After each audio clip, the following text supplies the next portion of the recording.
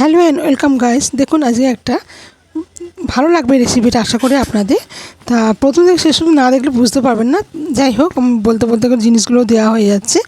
প্রথমে আমি তেলটা দিয়ে গরম করতে দিলাম, এক পালায় সর্ষের তেল দিয়ে এর মধ্যে একটু হলুদ দিয়ে দিলাম, এরপর একটু নুন দিয়ে দিলাম, আর একটা দিয়ে দেবো গোটা কাঁচা লঙ্কা।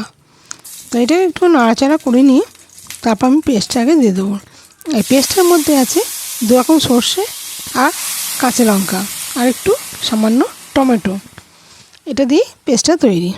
এবার পেস্টটা দিয়ে দিলাম, ফুটতে দেবো।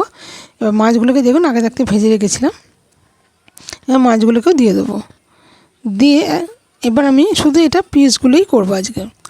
তা মাছগুলো দিয়ে খানিকক্ষণ ফুটতে দেবো। এতে আর কোনো আমি মশলা ব্যবহার করব না। এটা ফুটে যখন খানিকটা কমে যাবে, আমার যখন তৈরি হয়ে যাবে এটা, আর এই রেসিপিটার নাম হচ্ছে সর্ষে ইলিশ। আশা করি আপনাদের খুব ভালো লাগবে, আর এর তো দুর্দান্ত স্বাদ। তা যদি আপনাদের আমার এই রেসিপিটা ভালো লেগে থাকে তাহলে আমার চ্যানেলটাকে সাবস্ক্রাইব করুন আর পাশে থাকবেন, আর লাইক কমেন্ট করতে ভুলবেন না। আর যদি নিত্য নতুন রেসিপি আমার দেখতে চান তাহলে তো অবশ্যই আমার চ্যানেলটাকে সাবস্ক্রাইব করতে হবে। দেখুন কত সুন্দর দেখতে হয়েছে।